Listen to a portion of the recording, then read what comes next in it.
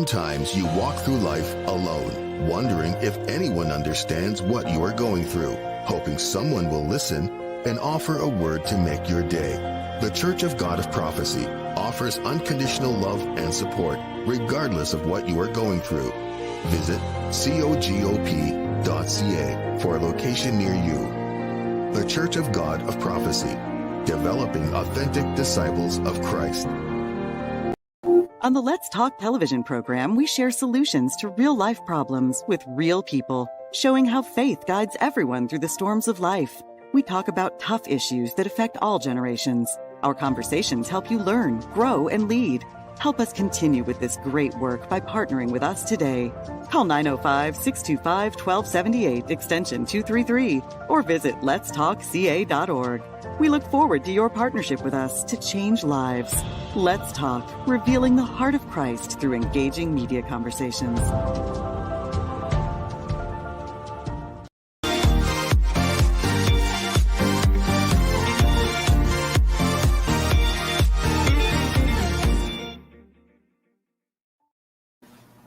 Welcome to another segment of Let's Talk. It's a pleasure to have you joining us this evening. We would like to let you know that we do appreciate you joining us every Sunday evening at 7 p.m.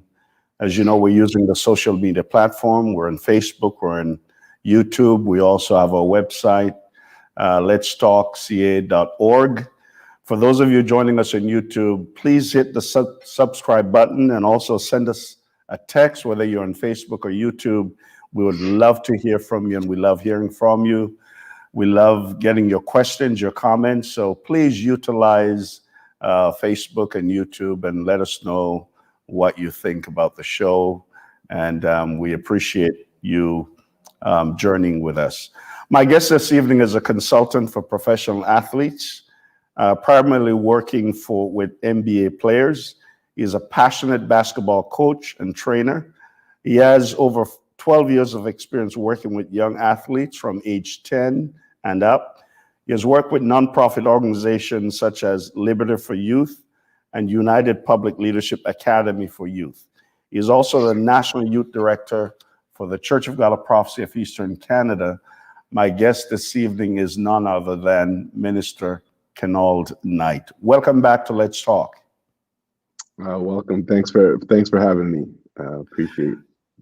Well, the last time you were here with us on Let's Talk, you were celebrating the birth of your firstborn son. Yeah. But since then, I think the family has grown. Yes, tell us how the family and your wife and children are doing. Share with us what's been happening.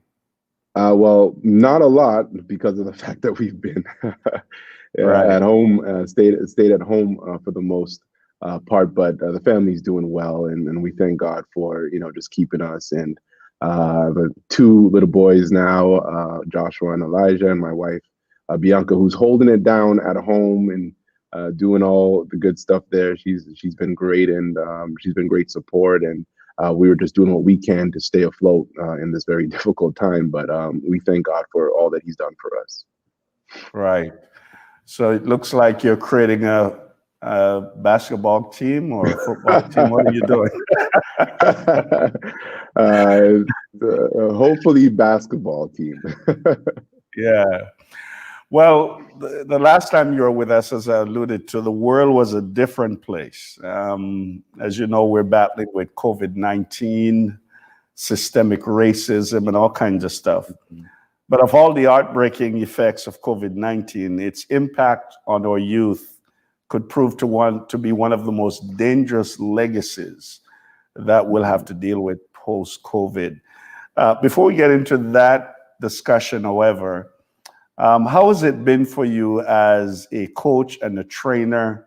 How are you doing that? And also, I miss the Raptors being in town and where you can go to a game. How are you coping with all of that?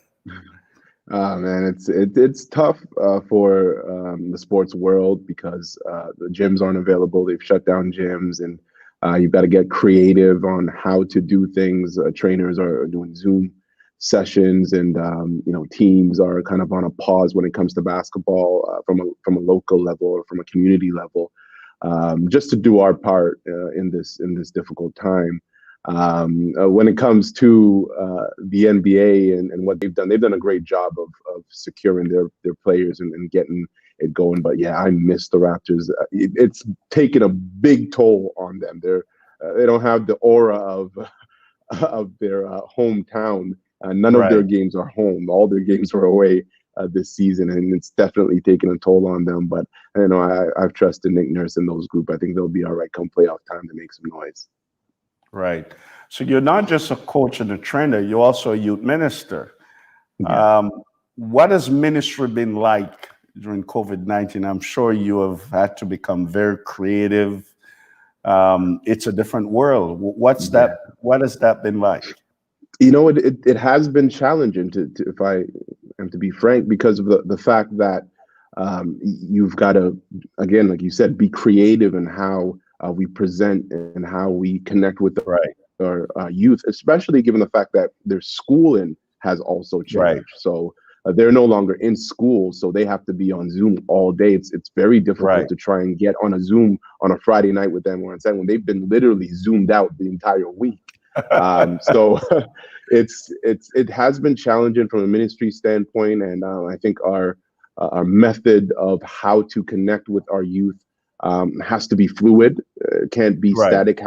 We have to be versatile and being able to pivot from doing things from one way to another way, and maybe have to change that again. There's just a lot of pivoting and versatility that needs to happen in youth ministry, especially dealing with these young minds that just see all this change that's happening. Right.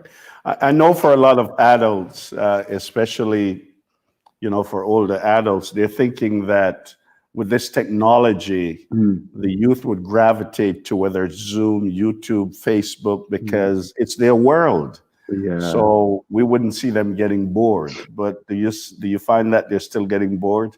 Oh no, there's still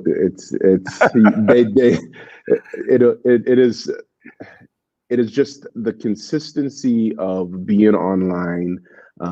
It's hard for them to stay on Right. that and be Right. motivated about just jumping on a Zoom call and having a conversation or something like that. Right. You have some youth that enjoy doing that and they'll Right. jump on and be Right. consistent. But from the grand scheme of things, it's just not something that can be long standing or in every week. Sometimes you kind of have to adjust it a little bit. Instead of doing something every week, you might have to do it once a month. Because Right. again, it becomes mundane and it's redundant, and we've got to try and be versatile and try and be creative and get the youth interested in what's going on. So they do get bored with that as well. Yeah. Yeah. I read somewhere that said about 50% of our young people are wrestling with mental health issues due to COVID. So you think about the loss of their jobs. There's no summer jobs like they used to be coming up.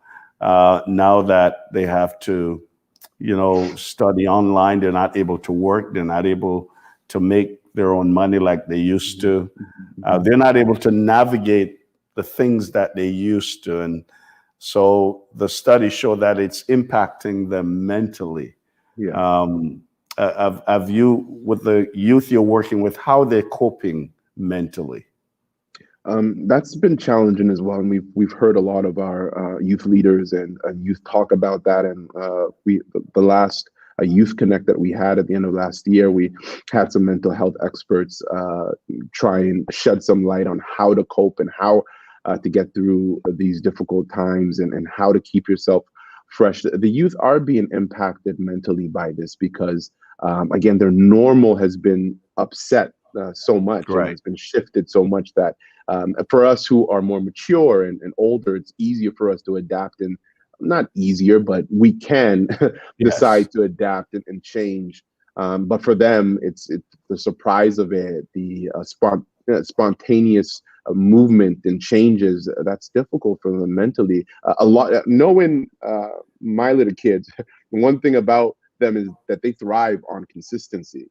When there are consistent systems set up in place, it's much easier to find success when it comes to kids, children, and youth. The exact same thing. When youth have a consistent way of doing things, they are much more mentally at peace and in a good place. So we do have to pay attention, and as adults, we have to be able to help them as much as we can and provide support wherever it is that we can, understanding that they are going to be going through these difficult times as well. Right. We used to spend most of our time talking about millennials, our generation Y, which is about ages 23 through 38. I mean, that could shift somewhat. But now there's a new generation that they think may be the final generation. It's called Generation Z. Mm-hmm. And we call them Zoomers. And this could be age 6 to 24. Mm-hmm. This generation, they say, will typify the new reality of the post-Christian world. Mm. This is the generation that are living in the post-Christian world where Christianity is not as familiar to them as it was to you and I. How do we minister to this new generation, especially during COVID, because they're a lot different than the millennials? That's right. It is not a simple answer, because it takes for us who have that duty to impart in them what it is that we've been taught. It takes for us to be versatile. It takes us to have to change our lens a little bit and look at things a little bit different when we're teaching them and imparting in them what it is that we've learned. We've got to understand that it's not the same. Things are not the same as how we used to learn and how we used to go to church and get connected to the church. Yes. For example, the building, the church is it's not physically there for us to go into right now. So how can you still keep connected with those youth, teaching them about the truth of the gospel and what the gospel really means through actions and through a relationship with God? I think if we can figure out how to instill the relationship of God within our youth, they'll be able to sustain that for a long period of time. So the Zoomers, we can't be thinking like how we thought in the past. We've got to think differently. We've got to be creative. We've just got to be fresh and doing things to make them understand that this is truly about a relationship with God. And if you have the relationship, then you'll be able to sustain your Christianity, because there's so many distractions and so much that's trying to take them away from that. It's important for us to teach them about having a relationship with God. That is key. Very good. Now, I want to continue this conversation, but we're going to take a quick break. We'll be right back. Please stay with us.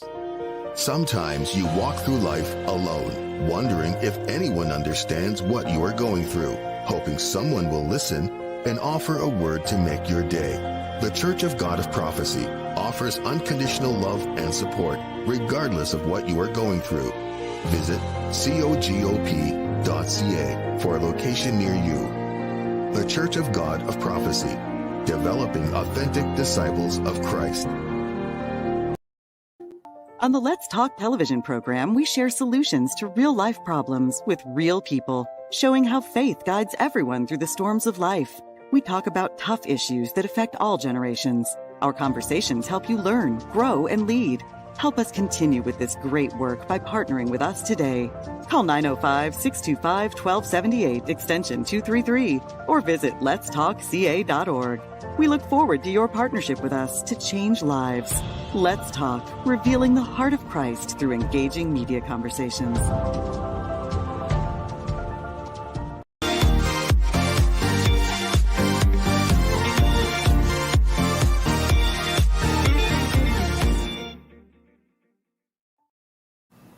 Welcome back to Let's Talk. My guest is Kenold M, and he's our National Youth Director.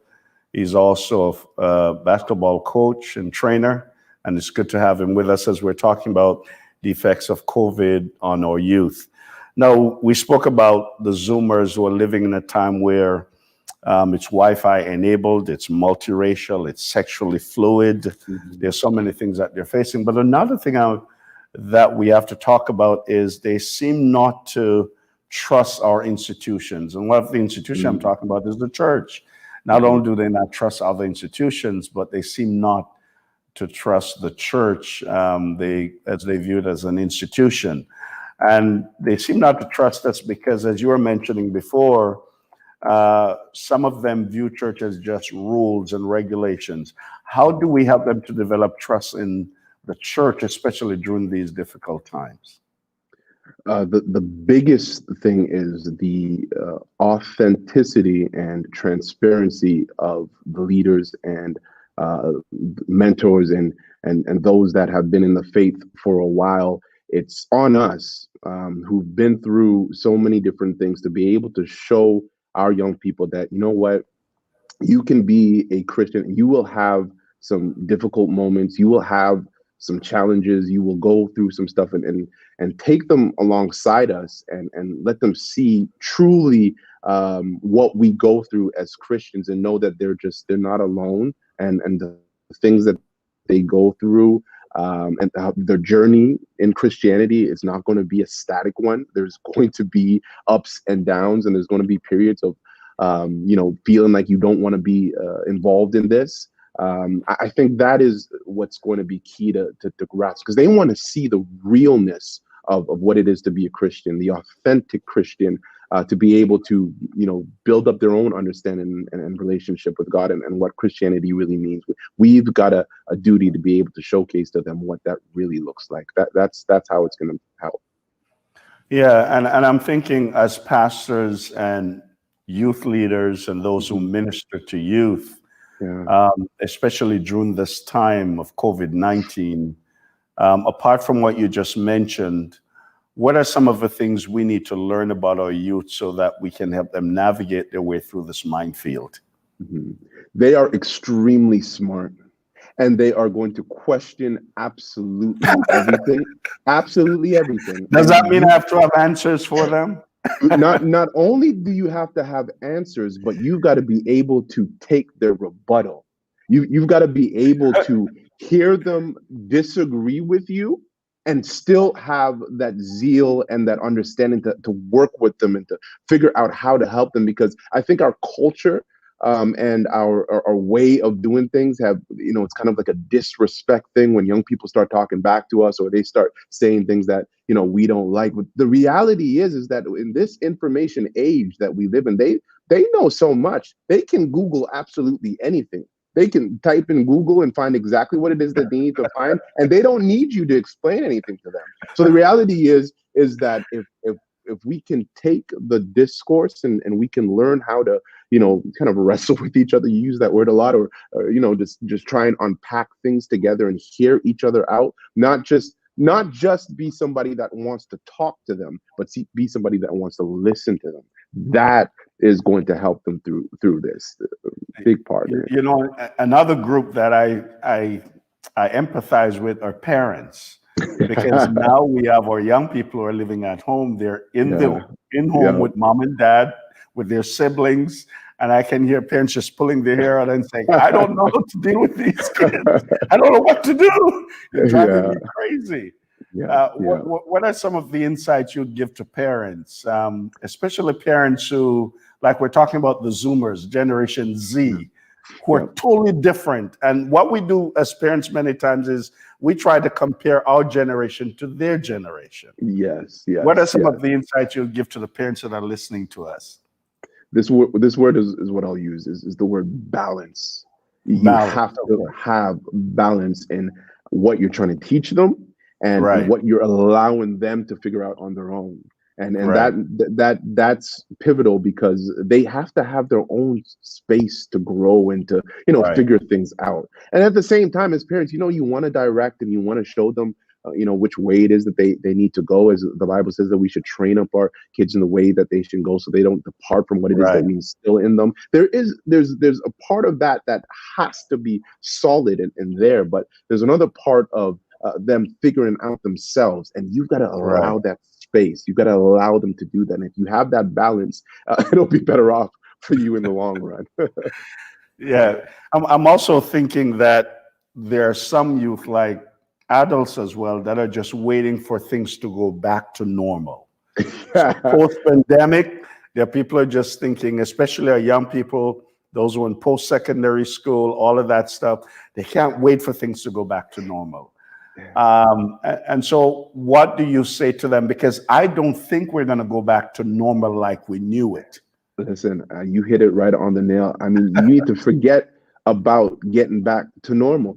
The reality is that what we've been given is an opportunity to do something different, to do something spontaneous, to do something great, because this is a new way of doing things, using your creativity and insight and all that you have, because God's given us so much within us to be able to do so many different things. Now, this is an opportunity to showcase the gifts that God has given us. So we shouldn't be striving to get back to normal. We should be figuring out how we can be revolutionary, how we can be different, how we can be transformative in our thinking and in spreading the gospel and connecting with people. That is what we've got to be able to do now, not trying to get back to normal. If we do get back to normal, then thank God that we at least get back to some. There might be some type of normal that we get back to, but the reality is that there's so much that's going to change, and we've got to be ready to be prepared for when that change happens. Now, I know when we're in person in the building, we did quite a number of things with our youth. Yeah. And I'm just wondering, how do we now that we're in Zoom, we're in YouTube, we're in different platforms, how do we help them to develop their spirituality? How do we help them to think seriously about their spiritual life and about, you just mentioned opportunity, the opportunities that surrounds them. How do we help them to start thinking more about their spirituality? We've got to instill certain principles and ways of doing things. We've recently just started a bi-weekly prayer session on Zoom on every other Saturday. So this Saturday coming up, we will be having one with our youth leaders. And as you're speaking, I'm thinking about this is something that we've got to try and instill in our youth. Is if we find creative ways to install some of those fundamental things that we've done, such as fasting, such as prayer, such as Bible study, and empowering them to do it a certain way. Maybe it is that you focus on a word that they have for the entire month or the entire week, and they go and they try and be creative with that. We have some creative people in our national youth team, Shanice, who is so creative, and she uses Instagram, and the way she lays it out, I couldn't do that. I couldn't have that vision, but she has that. Our young people, they have things like they can see things that are attractive to other young people. How we help them build their spirituality, it almost is like what I was saying to the parents. We give them that space. We allow them to use their creativity to do things, instill in them some of those fundamental things that they need to have, for sure, but allow them to figure out how to execute that, because they have it all. They have that creativity in them. Right. Now, I read some of the research that says that, some of our young people also are concerned about their families getting the virus, not so much themselves, but like their parents, their grandparents. What are young people saying about vaccines? I know it's not time yet for them to get the vaccine, but what are they saying? Have you heard? Are they curious? Are they scared? Are they fearful? What are they saying? It's mixed. It's mixed because, like I've said before, young people are so smart, and they can really see things in a different light, and there's a mixed feeling about it for them, and that's understandable. The reality is that a lot of our kids have grown up in the era of vaccines, anyways. They've been taking vaccines from however long, but a lot of them are now trying to empower themselves to understand the information, to get the data for themselves and do their research, because this is a research generation. So they're going to look into absolutely everything before they actually make a decision to do it. So there are, there's a lot of people who are really excited about getting it because they feel like, that can help us get back to some type of normal that we were talking about. But then there are some that are very skeptical about it, especially given some of the information and sometimes misinformation that's being put out there. It's so important for youth and anyone that's Right. That's being impacted in this, everyone that's being impacted, to take the time to do the right research and understand that there has to be a middle ground of truth somewhere. People are going to throw a whole bunch of different things out there, but you've got to be able to do your research and allow the Holy Spirit, allow the Holy Spirit to guide you and show you what's true from what's wrong. And to our young people, I think that's important for them as well too, because there's a lot of misinformation out there. Right. No, I know that when we were doing in-person gathering, we also ministered to the youth outside of the church. Mm-hmm. Research shows that substance abuse have increased. There's even young people who are having difficulty dealing with this time that are taking their lives. The suicide rate is up. As a church, in this unique time that we're living in, seeing that we're not in person, we're not physically in the communities like we used to be. Right. How can we help our young people who are not church? That means they don't attend the church, they're in the communities, but they're not from the church. How is there a way that we can minister to them during these very challenging times? The best way to be impactful in that mode is to be able to understand that there are organizations and groups that are experts in this stuff. And as a church, it doesn't mean that you've got to bite more than you can chew. Like it means that you've got to have wisdom to go and connect maybe with a community organization that is well versed in this, and lend your support however it is that you can. And given the fact that we are trying to socially distance and we're trying to lock down, there's so many different barriers to that.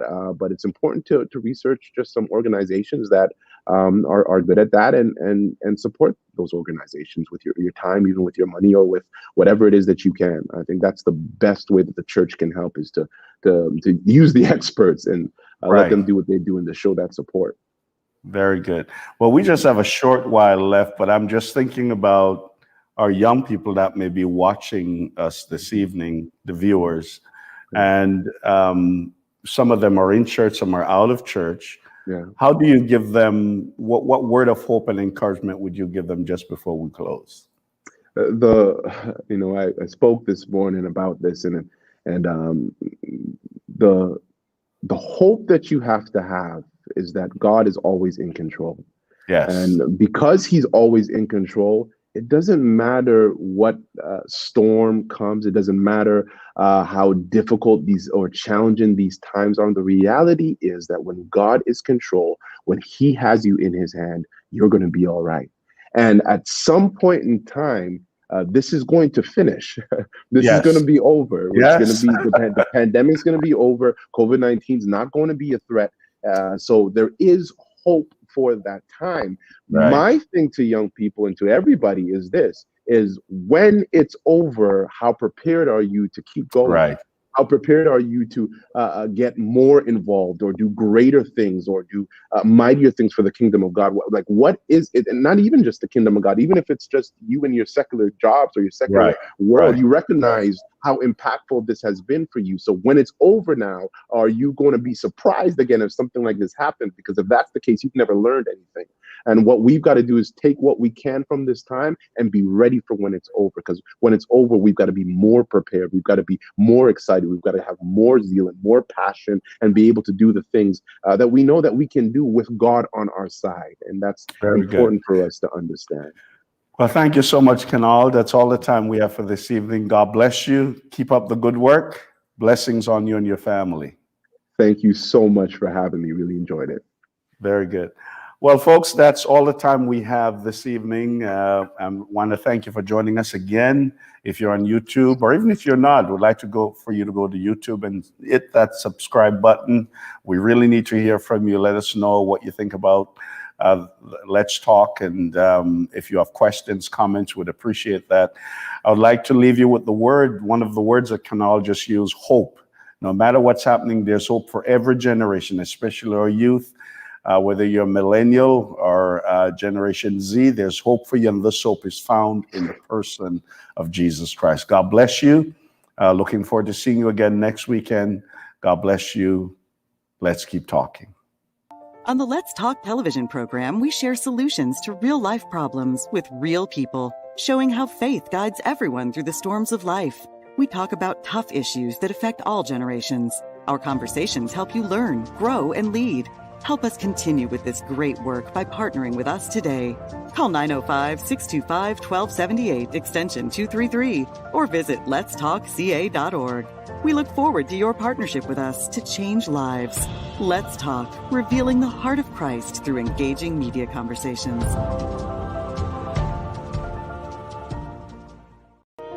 Sometimes you walk through life alone, wondering if anyone understands what you are going through, hoping someone will listen and offer a word to make your day. The Church of God of Prophecy offers unconditional love and support, regardless of what you are going through. Visit cogop.ca for a location near you. The Church of God of Prophecy, developing authentic disciples of Christ.